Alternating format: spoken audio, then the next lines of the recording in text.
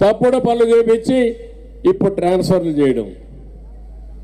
మీరు నిన్న మొన్న చూశారు, ఒకరిద్దరు కాదు, దగ్గర 11 మంది ఇన్ఛార్జీలు మార్చేశాడు. దాంట్లో 5 మంది దళితులు. నేను అడుగుతున్నా, ఎక్కడైనా సరే ఒక బీసీని గెలిపించాలి అంటే అది మొట్టమొదటి స్థానం పులివెందల. నువ్వు పెద్ద నాయకుడు కదా, ఎక్కడైనా గెలవచ్చు. మీ పులివెందల్లో ఒక బీసీని గెలిపించి నువ్వు ఆదర్శాన్ని వల్లవేసి నేను కూడా అప్రిషియేట్ చేస్తాను. కానీ బీసీలని బలీయడం కోసం ఇష్టానుసారంగా చేయడం మంచి పద్ధతి కాదు. నేను ఒకటే మిమ్మల్ని అందరిని అడుగుతున్నా, సామాజిక న్యాయం గురించి మాట్లాడుతున్నాడు. సామాజిక న్యాయం ఏదో 4 చిల్లర పదవులు ఇచ్చి మెయిన్ పదవులన్నీ నీ మనుషుల్ని నీ అనుమానాలు పెట్టుకోవడం కాదు. ఈ విషయం గుర్తుపెట్టుకోవాలి.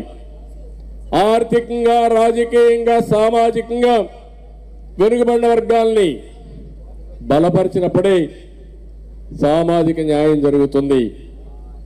ఈరోజు మనం అన్ని చూస్తా ఉంటే నేను ఎప్పుడూ చూడనటువంటి వింత పోకడలు చూస్తున్నాను. రాష్ట్రంలో ఎవరైనా మాట్లాడితే మాట్లాడే స్వేచ్ఛ ఉందా తమ్ముళ్ళు అని మిమ్మల్ని అడుగుతున్నా. నిన్నటి వరకు ఇక్కడుండే వాళ్ళందరూ వైఎస్ఆర్ కాంగ్రెస్ పార్టీలో ఉన్నారు, అవునా కాదా?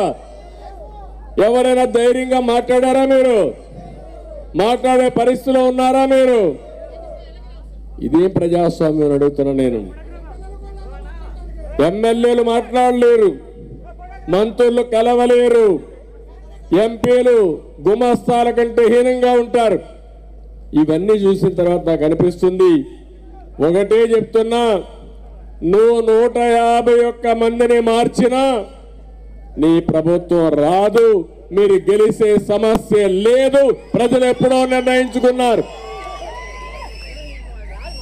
దానికి కారణం నేను ఒకే ఒక విషయం మిమ్మల్ని కోరుతున్నా. ఈ ఎన్నిక నేను ముఖ్యమంత్రి కావడానికి కాదు, లేకపోతే తెలుగుదేశం జనసేన పార్టీలు గెలవడానికి కాదు. ఈ రాష్ట్ర భవిష్యత్తును కాపాడడానికి జరిగే ఎన్నికలు. మన భవిష్యత్తు, మన పిల్లల భవిష్యత్తుని కాపాడుకునే ఎన్నికలు. ఆ సందర్భంగా ప్రతి ఒక్క వ్యక్తి ఆలోచించాలి, విద్యతో ఆలోచించాలి.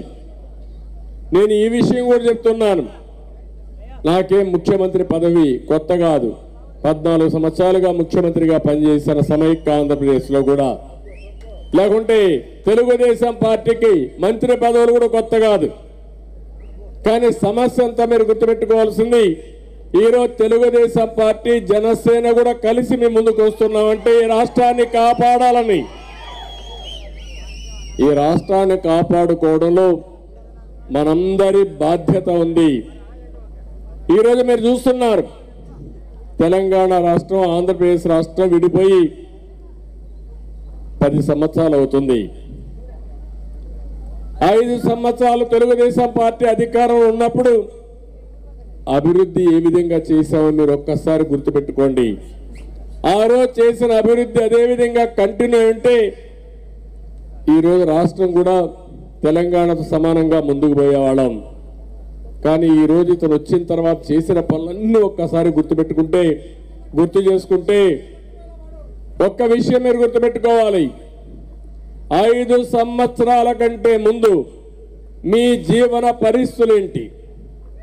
5 సంవత్సరాల వైఎస్ఆర్ కాంగ్రెస్ పార్టీ పాలనలో మీ జీవన ప్రమాణాలు పెరిగాయా, తగ్గాయా అనే విషయం ప్రతి ఒక్కరూ ఆలోచించుకోవాల్సిన అవసరం ఉంది.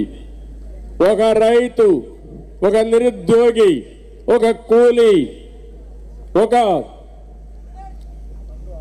ఏవైతే కన్స్ట్రక్షన్ పనిలో పనిచేస్తారో భవన నిర్మాణ కార్మికుడు కానీ, లేకపోతే ప్రతి ఒక్కరు కూడా ఒక చిరు ఉద్యోగి కానీ, ప్రతి ఒక్కరూ ఆలోచించుకోవాల్సిన అవసరం ఉంది.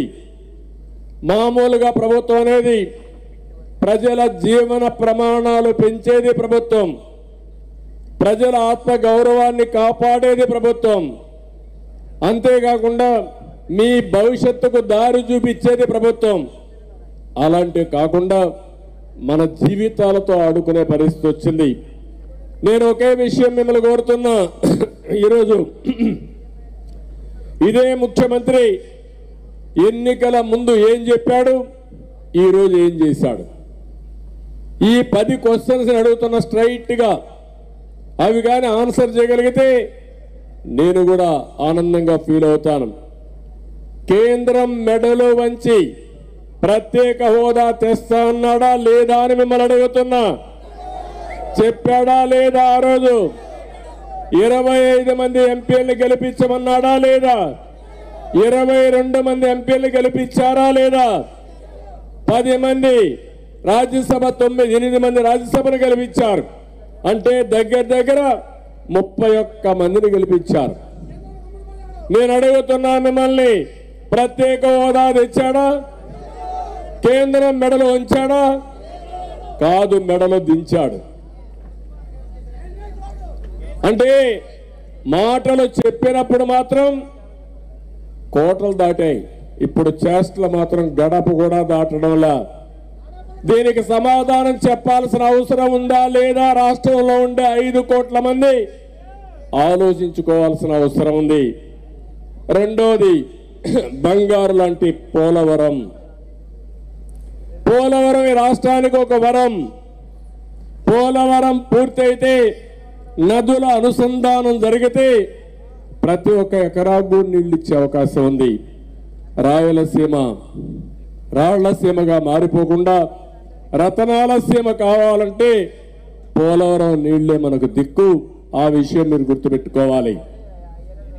కృష్ణా నదిలో నీళ్లు తక్కువ ఉన్నాయి, పైన ప్రాజెక్టులు కడుతున్నారు, నీళ్లు కూడా వచ్చే పరిస్థితి లేదు. ఆ సందర్భంలో పోలవరంలో మనకు మిగులు జలాలు ఉన్నాయి. ఆ జలాలు ఉపయోగించుకుంటే రాష్ట్రం బాగుపడే పరిస్థితి వస్తుంది. ఇంకో పక్కన మీరు ఒక విషయం గుర్తుపెట్టుకుంటే, నేను 72% పోలవరం పనులు పూర్తి చేశాను. అదే తెలుగుదేశం పార్టీ అధికారంలో ఉండుంటే 2020కి